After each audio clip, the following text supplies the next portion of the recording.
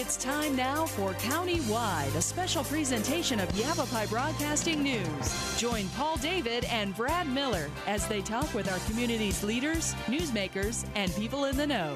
You'll hear about the hot topics that affect all our lives here in Yavapai County. And now, here's today's County-Wide.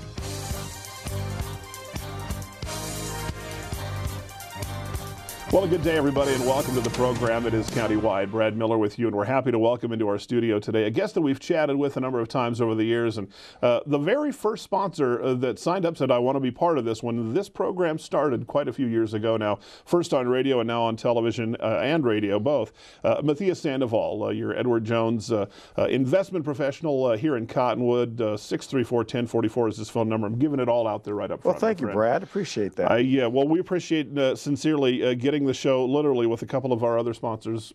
We're on the air because, in part, because of Matias. And every year we kind of put him on the hot seat. We have him come in as a guest, and we ask you to look into the crystal ball. The crystal ball every year. Financial world. It's so easy to predict, isn't it? And we'll do that again today, but wanted to chat about a couple of things. But again, my friend, a good thank you for supporting us for so long. You're welcome. And being part of this and making it happen. Let's get right to it as we do our show today. Of course, the holiday weekend.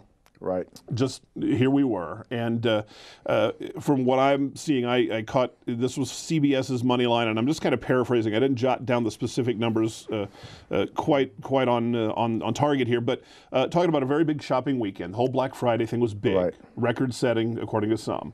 The Cyber Monday, it's early yet as we tape our show today, but that looks like it was very, very strong.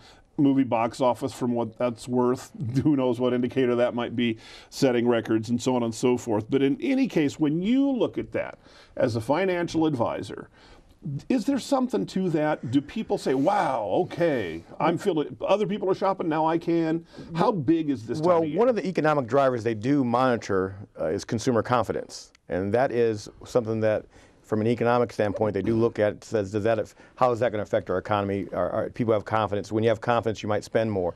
And I think with that Black Friday situation, creates a little euphorium, so to speak, and people that maybe normally wouldn't go out and shop would go out and shop that day. And so, yeah, when you see more and more people out there, it's that crowd mentality. Perhaps people want to go out there and start shopping. Now, that's what I want to ask you about. How much is media hype, because there's nothing else to report on the Thanksgiving weekend, so they're all at the malls with their cameras and, and all that. And how much, see, when I say consumer confidence, and I don't really understand it, but to me that's more about people feeling better about making long-term investment, people maybe looking to buy a home that haven't yet. Exactly. Does it all build? Can it build from something as simple as a big holiday shopping weekend? I don't know if it builds from that, but it's something they definitely do look at.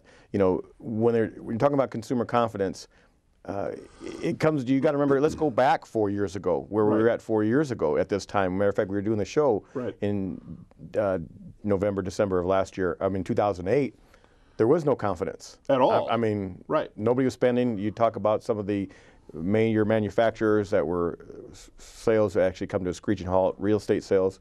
There was no confidence. Whereas now you're starting to see 4 years later the momentum building. So I think consumer confidence is a good indication about what direction our economy is heading. Now here's the $1 trillion question, I guess, is how do we account for that?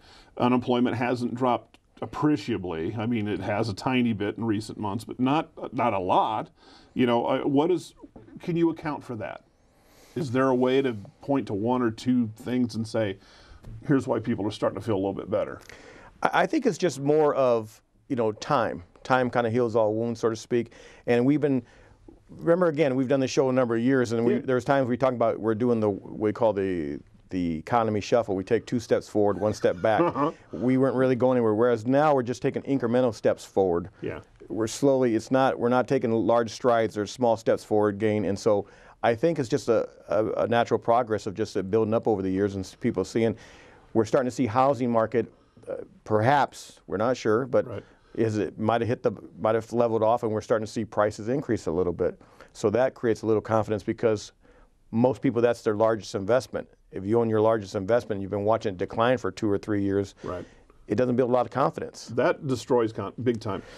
we're kind of settled in here in northern Arizona between Las Vegas, I think the hardest hit housing economy in the country, and Phoenix, one of probably the top 10 easily. And so it's hard to get, to me, a good assessment of housing and how that's going. But to me, it's those bigger things that start to make, well, maybe I can buy that car, or maybe, you know, those bigger investments, whatever it may be. Well, the confidence is like definitely coming back. Slow but sure. And again, we're dealing with a couple of issues that could take away that confidence. Some of the economic issues we're dealing with right now, they talk about the term fiscal cliff, what's happening over in Europe, Chinese economy slowing down as well. There's things out there that definitely could affect our economy as well. Okay, and I want to talk about that. So let's do this. I want to go to our break just a tiny bit earlier than normal, because when we come back, I want to talk about that fiscal cliff, and I want to be able to do that without having to pause again. So we're going to take a short break. When we come back, and we'll talk more with our guest, Matias Sandoval, your Edward Jones representative in Cottonwood, serving the Verde Valley for how many years now, my friend? Edward Jones, 17 years now. 17 years now. A short break. We're back after this.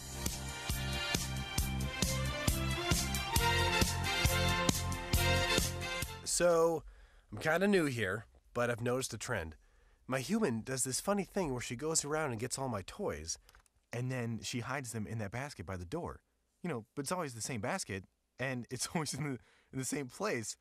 And then she acts so surprised when I find them, but, you know, she's putting them in the same basket. Again. It's like, hello, that's where you put it last time. You were the worst at hide and go seek.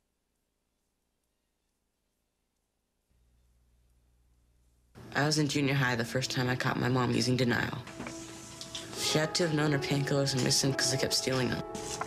Her denial was so out of hand. So she doesn't even know? I'm going out. It was like I could get away with anything. You kids have fun. And that was when I knew. And she was addicted to denial. Denial is a drug. Get help. The partnership at drugfree.org.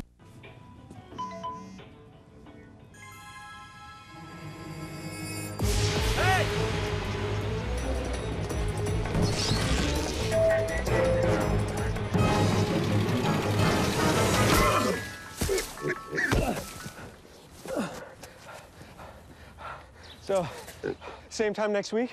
Well, of course. Put away a few bucks, feel like $1 million. For free tips to help you save, go to Feed the Pig.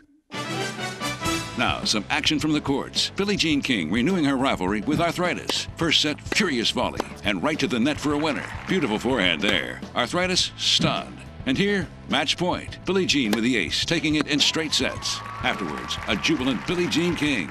Tennis is a weapon for me with arthritis. There's nothing like it for me to hit a ball, run to the ball, anytime, any court. I'm ready. Let's go. What's your weapon against arthritis? Find out at fightarthritispain.org.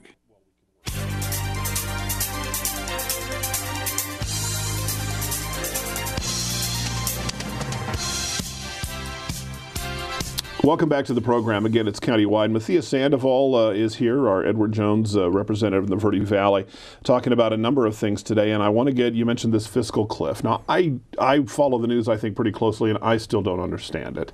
Can you give me kind of a definition of what this problem is? The definition is there's automatic tax changes that are going to take place, and spending cuts that will take place automatically, going to take place in January 2013. They're already in place. President Obama already postponed them 1 year, and they're supposed to go into effect in 2013. Okay. So, you know, we're talking about reduction in government spending, increase in taxes. There's a lot of different moving parts to it.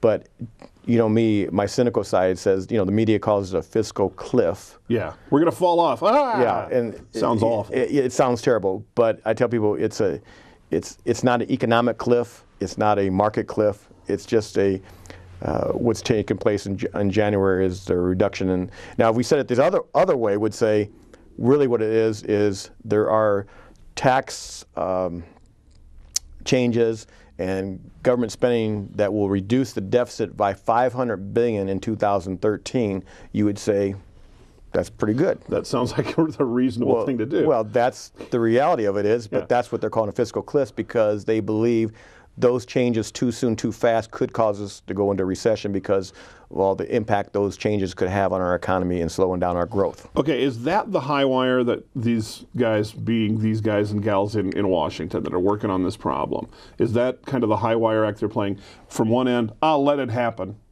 all the way to the other end of, oh, we've got to stop this now before it goes another day because it's going to be terrible. Is that? I think both parties agree. I think both parties agree that it's not in the best interest of the economy and the country to just let it happen. I think where the compromise is going to come out is which ones do we allow to happen, and which ones do we postpone, and which ones do we step down. Right. So it comes down to just like good old politics. A compromise needs to take place between now and the end of the year. And I'm sure I think both parties agree something needs to be done. It's just a matter of getting it done. Depends on who you listen to. Exactly. After every election, and I mean every time, a presidential election, we hear about, bipartisanship and reach across the aisle and all those terms that, frankly, I'm sick of because they get thrown out the baby with the bathwater a week or so later. This issue seems to be right at the heart of that. I know at our house, I just turned all that stuff off, and I don't really pay much attention to that. I'd rather hear people kind of go into the issue. It seems like this issue, this fiscal cliff, is something that must be done in some kind of cooperative some kind of consensus has to be reached in the nation's capital. Right.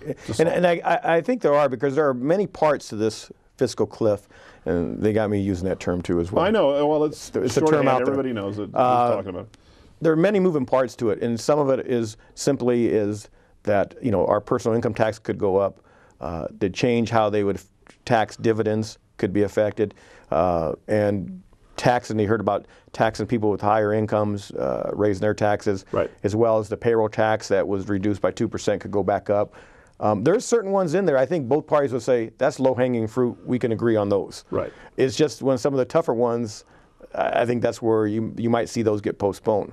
But it's going to be, there's many schools of camp out there of what's going to happen. Some believe that, if we do not compromise and we go to January with these automatic changes taking place in January, that we would go into recession.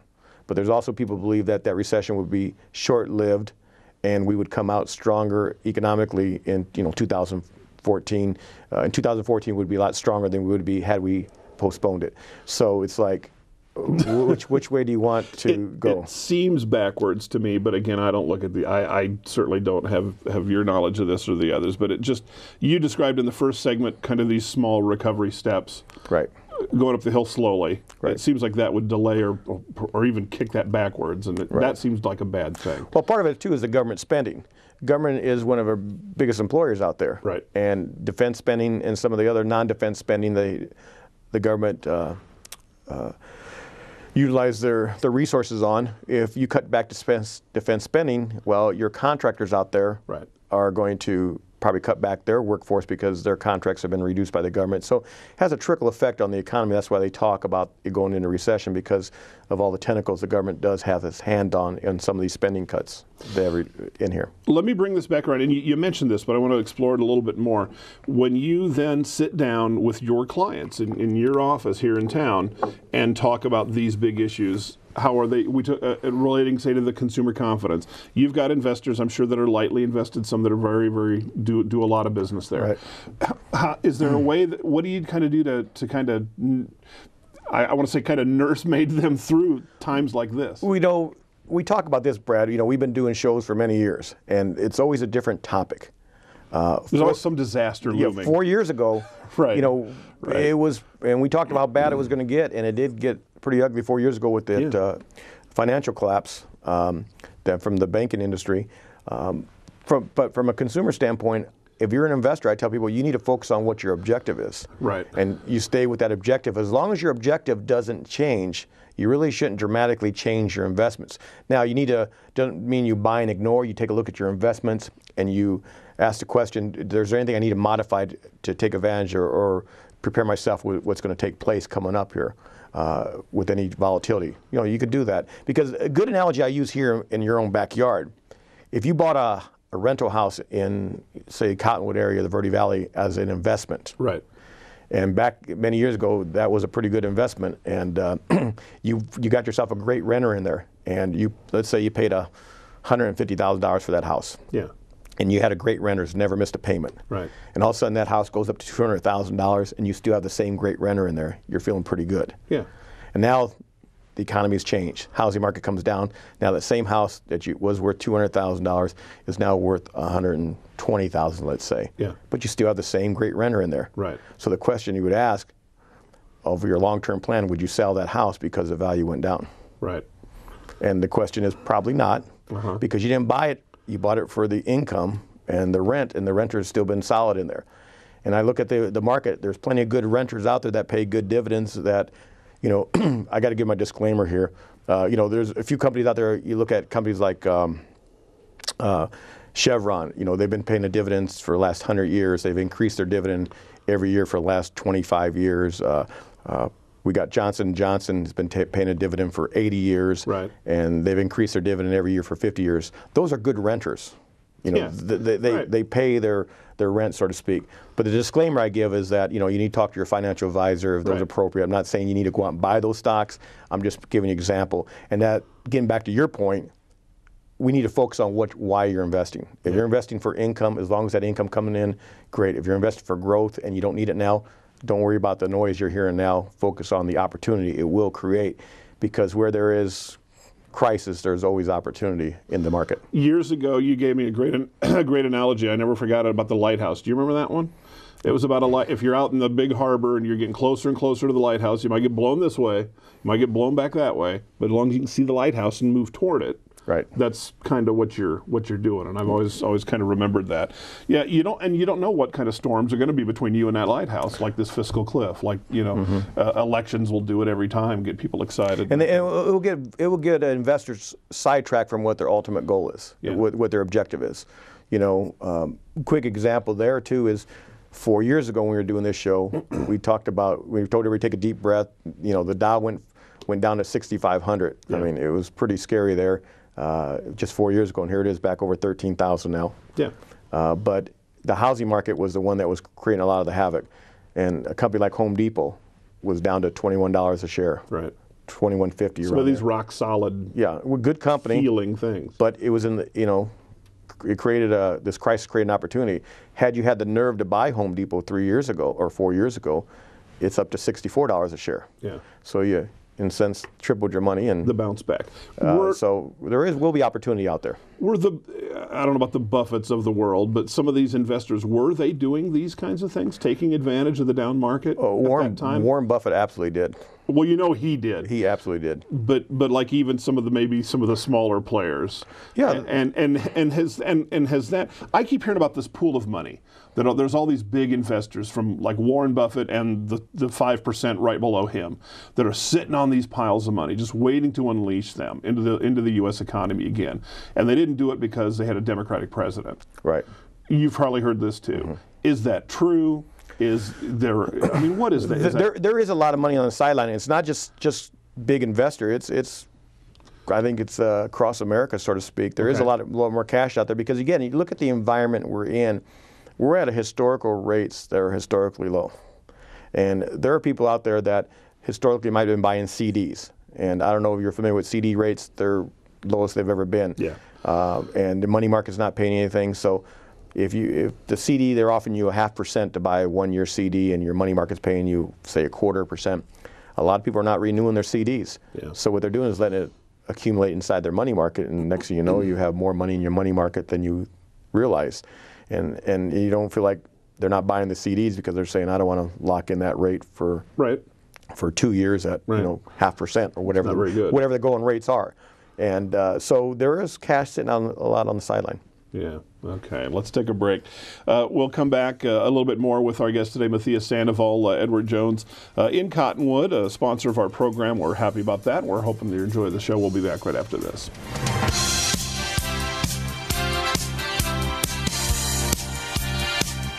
Having a fire escape plan is very important to keep your family safe and together in the event of a fire. When you awake to the sound of a smoke detector and smoke in your room, don't stand straight up. Carefully roll off your bed and stay low under the smoke. If your door is shut, feel the door with the back of your hand. Slowly open the door if no heat is felt. Always stay low until you get to the outside of your home. Always have 2 ways out of your house and a specified meeting place somewhere outside your home. Home escape plans should be drawn up and rehearsed on a regular basis. This could be the difference between life and death if caught in a fire. Yes, ready?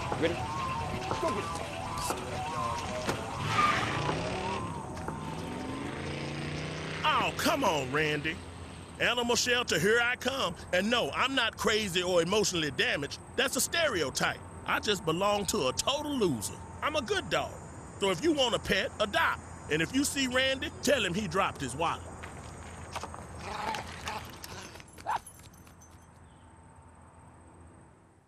Fire can happen at any time. What would you try to save? My family photos. My grandfather's war memorabilia.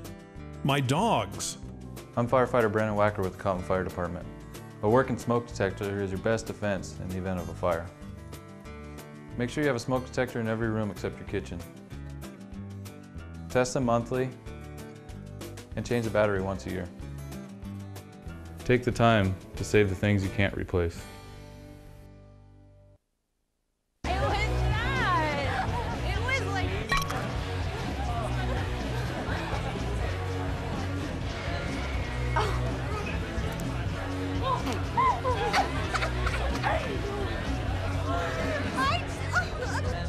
It's easy to tell if you've had way too many. But what if you've had just one too many? Buzz driving is drunk driving.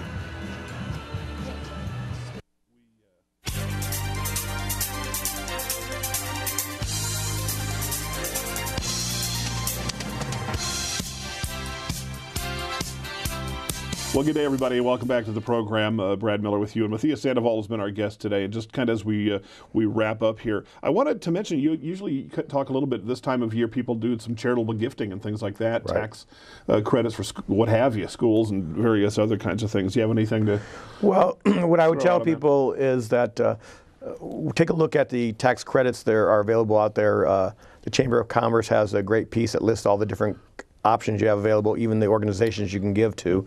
Or actually any of the 3 Edward Jones offices here in town will have a list of that too as well, to take advantage of that, because there's plenty of opportunity. If you're going to be paying the state of Arizona, it might make sense to maybe direct how that money gets spent.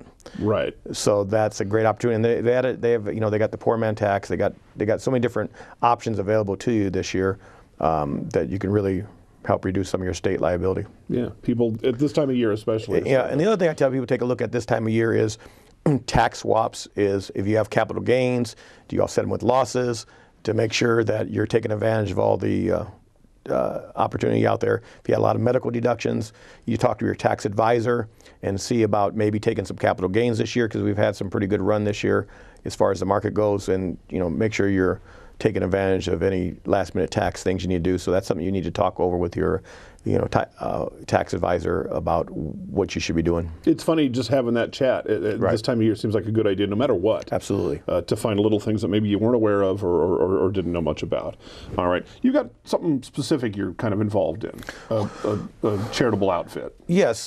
This year, the Edward Jones office in the Verde Valley and Sedona, Cottonwood and Camp Verde are sponsoring a drive for the House of Ruth. And we're asking any people out there that would like to donate to the House of Ruth. It's a pregnancy crisis center.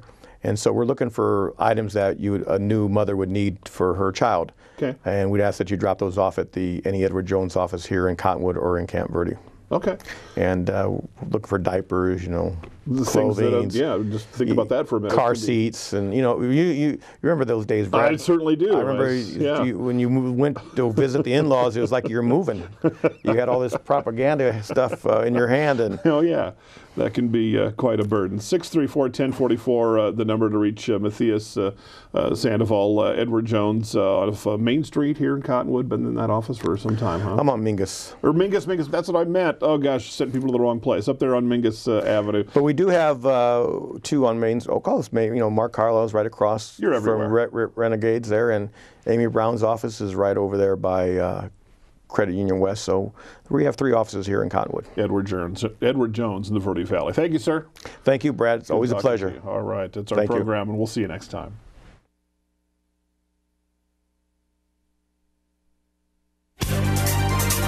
This has been County-Wide, a special presentation of Yavapai Broadcasting News. Listen in each Tuesday and Thursday as we tackle the hot topics and talk to the decision makers across Yavapai County. That's County-Wide with Brad Miller and Paul David each Tuesday and Thursday on this Yavapai Broadcasting station.